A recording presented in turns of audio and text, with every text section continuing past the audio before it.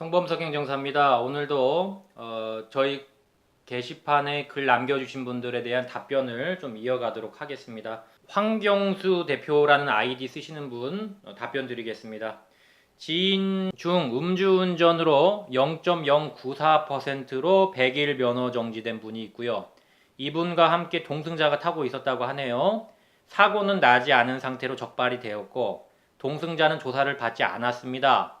음주운전을 한 분께 벌금형이 내려졌고 동승자도 일정 부분 부담하라고 윽박을 지르고 있습니다. 부과된 벌금액이 얼마 정도를 부담해야 적당할까요? 판례도 없고 참 황당한 사건인데 정리를 하자면 이렇다는 거죠. 일단은 그 음주운전을 하는 그 차에 동승자가 타고 있었고 그 동승자에게 일정 부분을 벌금을 부담을 해라. 뭐 이런 거 같은데 현재 봤을 때는 엄밀히 말하면 동승자가 음주운전자의 벌금을 부담을 할 필요는 없죠. 전혀 없습니다. 그런데 이제 이게 뭐 어떤 인간적인 부분이라든지 예를 들어 동승자가 음주운전을 하게 만들었다든지 아예 저기까지만 가는데 좀 태워줘 뭐 이런 식으로 부탁을 해서 걸렸다든지 동승자가 운전을 하라고 이렇게 막 독려하거나 강요하거나 뭐 이런 경우가 아니라면은 이거를 과연 동승자가 벌금을 부담을 해야 될까요? 저는 아니라고 보는데 물론 이제 이렇게 되면은 음주운전자가 억한 심정에 이 사람이 나랑 같이 차에 타고 있었다. 음주운전 동승자다. 이런 식으로 동승자를 신고할 수는 있을 것 같습니다. 그렇게 되면 좀 사안이 복잡해질 수는 있거든요. 일종의 돈을 일정 부분 안 주면 내가 협박을 함으로써 너를 신고할 거다. 이런 식으로 나와버리면 조금 곤란해지죠. 그러나 원칙적으로는 부담할 필요가 없고 판례가 있을 수도 없죠. 이거는 왜냐하면 그런 법이 없으니까 그냥 인간적으로 주는 거지 뭐 법이 동승자에게 얼마를 줘라 이렇게 강요하는 게 아니거든요. 그래서 원칙적으로는 줄 필요가 전혀 없습니다만 음주운전으로 적발되신 분이 뭐 강요를 하거나 협박을 한다면 조금 얘기가 달라질 수 있기 때문에 뭐 그런 부분들은 적정한 선에서 조금 협의를 보시면 좋지 않을까 싶습니다. 이건 이제 어떻게 법리적으로 제가 말씀을 드릴 수 있는 부분은 아닌 것 같아요. 인간적인 부분이기 때문에 그거는 두 분께서 잘 처리를 하시는 게 좋겠다라고 이제 설명을 드리는 부분입니다. 공도대장님, 벌점 누적으로 인한 면허 취소자가 일부 인용으로 재결된다면 화물 운송 자격증도 살아날 수 있는 건가요? 취소가 된다면 결국 5년이라는 말이 궁금합니다. 자, 화물 운송 자격증은 기본적으로 국토교통부에서 관할을 합니다. 그래서 일단 면허가 살아나면은 화물 운송 자격에 대해서도 이의를 제기할 수 있는 걸로 저도 알고 있습니다만 이 정확한 부분은 국토교통부에 문의를 해보시는 게 좋을 것 같아요. 다만 일단은 면허가 살아나면은 제가 기존 해봤던 사례들로 보건대 화물 운송 자격도 살아날 수 있다라고 알고 있습니다. 다만 이 견해는 제가 실제로 국토교통부에 물어본 게 아니기 때문에 제 일반적인 견해이기 때문에 만일 이 부분에 대해서 궁금하신 게 있다면 화물 운송 자격증을 관할하는 관청에다가 직접 연락을 하셔서 물어보시는 게 가장 정확할 거다 이렇게 말씀을 드리고요. 저도 이 부분에 대해서는 국토교통부에 한번 회신을 해보겠습니다. 저도 모르는 게 있으면 안 되니까 회신을 해서 조금 시간이 걸립니다. 대신에 회신을 해서 한번 물어보도록 하겠습니다. 네, 질문 주셔서 감사드립니다. 다음 분은 나나나나 다가라. 네네. 상당히 아이디가 기시네요.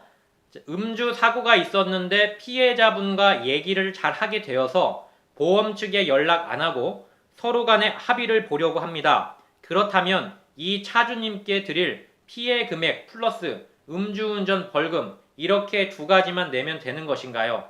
예, 맞습니다. 보험사 쪽에 얘기 안 하고 개인끼리 합의를 본다면 벌금은 국가에 내는 거고 그 차주분께 그러니까 피해자죠. 피해자에게는 피해에 대한 손해배상만 해주시면은 그 금전적인 손해에 대한 부분만 주시면은 문제가 없습니다. 그리고 차주님과 서로 합의 보는 것이 형사 합의라고 들었는데 이러면은 벌금 감면이 조금은 되는 것인가요? 자, 이 부분에 대해서는 정확하게 말씀드릴게요. 개인 합의를 본다는 개념이 민사 합의가 될 수도 있고 형사 합의가 될 수도 있습니다. 그것이 꼭 형사 합의라고 볼 수는 없어요. 민사 합의라고 하는 것은 상대방이 입은 차량에 대한 손해 그리고 인체에 대한 손해 이것이 손해배상의 금액으로 들어가서 그것을 손해를 배상해주는 개념입니다. 그래서 민사합의가 있고 그 다음 형사합의는 내가 처벌을 적게 받을 목적으로 가해자가 피해자에게 위자료조로 어느 정도 돈을 주는 걸 말합니다. 그런데 개인합의라는 것이 이 민사합의와 형사합의가 같이 들어갈 수도 있고 또는 민사합의만 할 수도 있고 형사합의만 할 수도 있습니다. 그래서 정확하게 이 개념, 개인합의라는 개념이 민사합의인지 형사합의인지 확실하게 개념 규정을 지어주셔야 될 것 같습니다. 많은 분들이 개인합의라고 한다면은 형사합의라고 생각을 하시는데 그건 아닙니다. 민사합의도 보험사를 끼지 않고 얼마든지 개인끼리 볼 수가 있는 겁니다. 왜냐하면 보험사는 나의 대리인일 뿐이지 대리인 제끼고 내가 다이다이로 저분하고 피해자와 가해자가 직접 합의를 볼 수가 있는 거예요. 그래서 개인합의라고 해서 꼭 형사합의만 지칭하는 건 아니다. 개인합의도 민사합의가 있고 형사합의가 있고 둘 다 한꺼번에 볼 수 있다 이 말입니다. 자, 병원을 갔다 오셨다 하셨는데 경찰에 진단 서류 등을 제출하는 것과 안 하는 것 차이가 심한가요? 자, 이 부분도요 많이 묻는 질문 중에 하나인데 일단 진단서를 안 내는 것이 좋다는 것은 상식적인 부분에서 성립이 될 겁니다.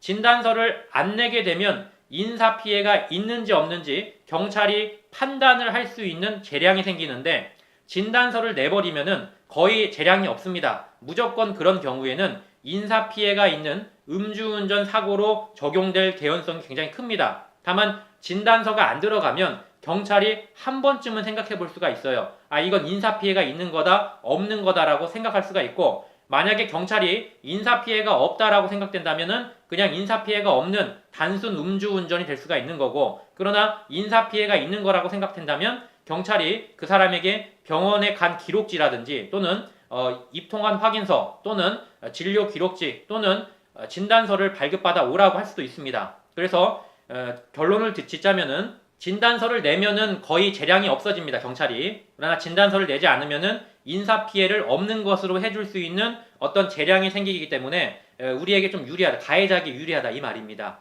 아이디 여사님 0.088%로 면허 정지 100일입니다. 벌금 얼마 나올까요? 0.088%면은 200에서 250만 원 정도가 거의 적정선입니다. 감면해주는 제도가 있나요? 자, 감면해주는 제도는 제가 늘 이 영상을 통해서 설명을 드리고 있는데 정식 재판밖에 없습니다. 그래서 감면을 받기 위해서는 약식 명령 통지서라는 것을 법원으로부터 받은 이후에 7일 안에 정식 재판 청구서를 작성을 해서 법원에 제출을 하면은 형사재판이 열립니다. 정식 재판이. 그때 한번 출석하시면은 이제 판사님이 깎아주시든 더 올리든 결정을 합니다. 다만 여기서 문제는 더 올라갈 수도 있어요. 그러니까 조금 신중하게 결정하실 필요는 있겠습니다. 자, 여기까지 오늘 질문 주신 분들 답변 드렸습니다. 송범석 행정사였습니다. 감사합니다.